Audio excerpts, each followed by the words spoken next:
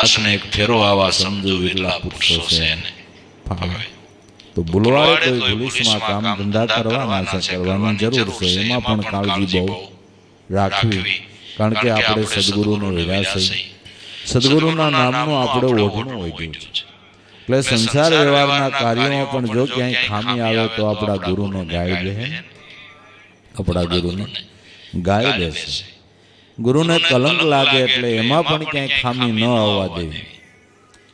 એ કાર્યો પણ કાળજીપૂર્વક કરવા, પણ એની સાથે સાથે એને ગુણ ગણી મુખ્યા કરવા, બેયમાં ખામી ન આવવા દેવી. અર્જુને કે બે પલામાં આમ પગ મૂકી દીધા અને લક્ષ્ય વિંધી નાખ્યું. આધ્યાત્મિક દ્રષ્ટિએ બરાબર, પણ આ બે પલામાં બરાબર હરખા પગ રાખવાના છે. સંસારમાં અંદર અને ભક્તિ માર્ગની અંદર બરાબર હરખા પગ હોય ને તો કોઈ દે આપને કોઈ આંગળી ચીંધે નહીં, આપણા ગુરુને આપણા બાનાને કલંક ન લાગે. બધી રીતે કાળજી રાખવાની છે. ભૂલવાડે કોઈ હવે ભૂલીશમાં, કારણ કે મહાન વસ્તુ કેટલાય જન્મના જ્યારે પુણ્ય ભેળા થઈ જાય ત્યારે આવા સદગુરુ ગુરુના મુખેથી ઉપદેશ આપણને મળે છે. આ તો જેને ખબર નથી, જાણ નથી, એ કિંમત ન કરી શકતા હોય. બાકી ઘણા જન્મનું જ્યારે પુણ્ય ભેળું થાય, દાદાએ ગાયું છે, કોટી આ નામ ભજન શોધન કરતા કોટી જન્મ વયા જાય, પણ આવા સદગુરુ સંત મળે તો સહજમાં દિયે બતાઈ. બડે ભાગ જેને એવા સદગુરુ મળ્યા કે અખંડ નામ વિચારી. એ નામનો એસો મહિમા જેને વર્ણવી શકે નહીં વાણી.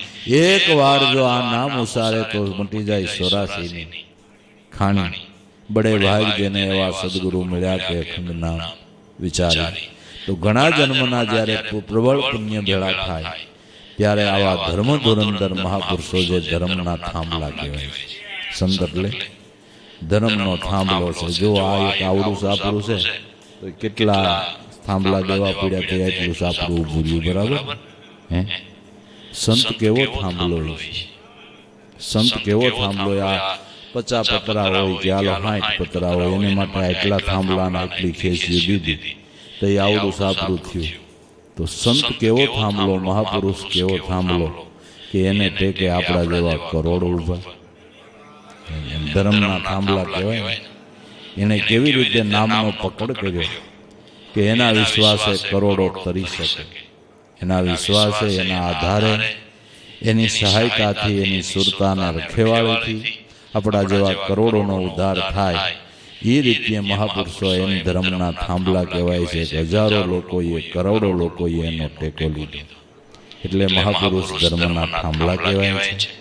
ધર્મના થંભ એમ કહેવામાં આવે છે કરોડોનો એનો આધાર હોય, કરોડોનો એનો આધાર હોય અને એના વિશ્વાસે કરોડો પરમપદના અધિકારી બને એવી ઇતિહાસના પાના ઉપર સાબિત થયેલી વાતો પડી છે.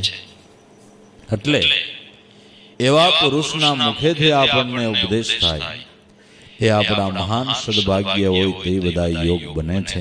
પણ એનો જેટલો આપણે મહિમા સમજીએ, એનો જેટલો ગુણ બાંધીએ એટલો આધ્યાત્મિક માર્ગની અંદર આપણે બાપા સુગમતા થાય છે અને એટલો આપણો આધ્યાત્મિક માર્ગ સફળ થાય છે. ભૂલવાડે તો હવે ભૂલીશમાં ભલે ગરધંધે વરગાડે, દિનો ભૂલો પછી 10 ન સૂજે આડી આવે છે અંધારી રાત. મનુષ્ય અવતાર મળ્યો અને મનુષ્ય અવતારમાં મળ્યો એમાં સદગુરુ મળ્યા ને એને સૂરજ ઉગ્યો. આ બાકી અંધારું છે. સદગુરુ જેને આવા બ્રહ્મનિષ્ઠ મળ્યા ને બાપા એને જ ઉગ્યો છે. બાકી ઉગ્યો છે તોય સસુદરાને ન દેખાય, આંધળી સાકળને ન દેખાય, કાનકડિયાને ન દેખાય. ઉગ્યા છતાંય રહી ગયું જેને અંધારો વળીને સૂજ્યું વાણે શબ્દને કોઈ સંત વિરલા જાણે. મનુષ્ય અવતાર મળ્યો એટલે કાઢીએ કે ના ના, સદગુરુ ન મળ્યા તો મનુષ્ય અવતારે જ કર્મ બંધાય છે ને 84નું કરજ થાય છે. ભાઈ સદગુરુ મળ્યા વિના મનુષ્ય અવતાર મળ્યો તો અંધારો છે, પણ મનુષ્ય અવતારમાં સદગુરુ મળ્યા એ આપણા માટે દિવસનો ઉદય થયો કહેવાય.